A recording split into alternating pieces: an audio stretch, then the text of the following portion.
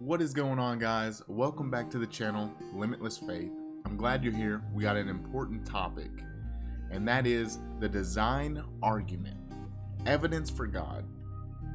The design argument implies that anywhere you see design, intelligent design, you will always conclude that it has a designer. It's your intuition. It's natural to come to that conclusion. Here's an example. Suppose you're walking along the beach and you come across this metal device, and you pick it up and you open it. And when you open it, you see these letters on the bottom, and there's a screen, and the screen actually lights up. And what I'm referring to is a laptop computer. But say you've never seen one of those before. You're just walking along the beach and you notice it. Would your conclusion be that someone made it? Of course it would. It has too much intelligence behind it. In the same way, we can look at God's creation and we can see intelligent design in it that is unexplainable, and we can come to the conclusion that there is a creator and there is a God. Hebrews chapter 3 verse 4 says, "For every house is built by someone, but the builder of all things is God." Here the scriptures teach us that if there's a house, there's a builder. Likewise, if there's a creation, if there's a universe we live in, someone created that universe. You ever been outside? Maybe you're hunting or fishing or just exploring, hiking even, or you're out on the lake and you see the creation.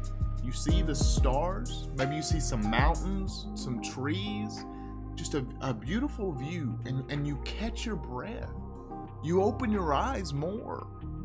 You think to yourself, wow, this is amazing. Happens to me almost on a daily basis. That is design. Here's a clip called Heart 101 by National Geographic YouTube channel. And I want you to recognize that the heart has intelligence behind it.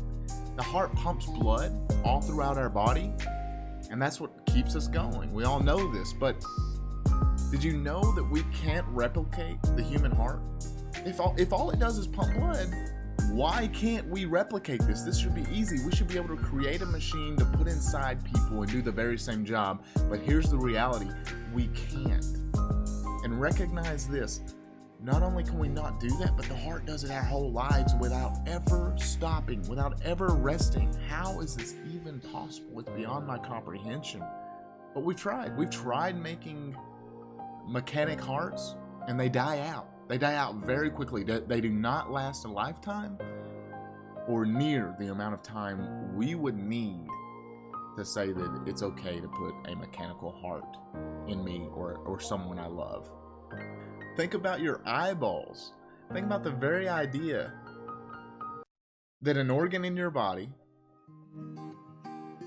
has the ability to look at a picture or look anywhere and display that information to your brain, which then helps you come to the conscious reality that you're seeing an image. Like what in the world does all that even mean? It's hard to explain, to even think about it and process it. It's amazing. It's design.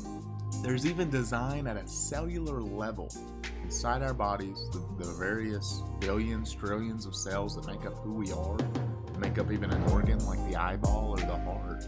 Take, for instance, your DNA.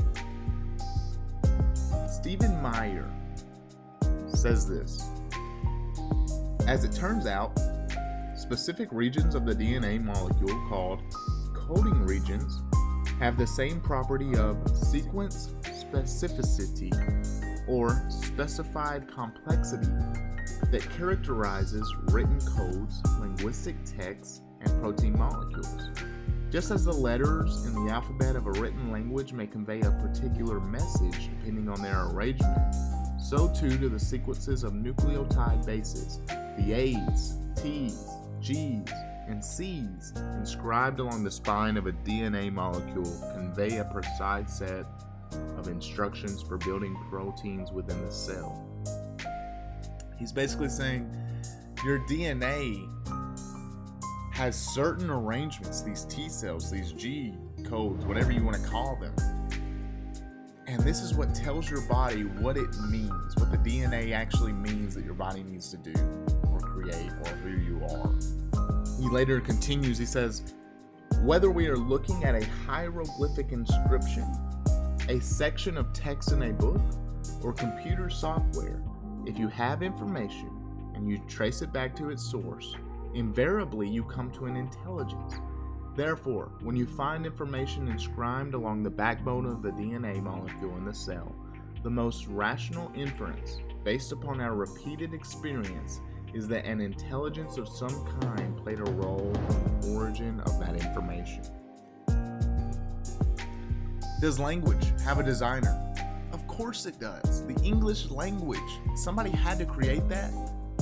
And then a community of people helped it evolve, helped it to expand, and then as a child I learned it and you learned it. But there is intelligence in the same way. Recognize that your DNA has its own language that it communicates to the rest of your body.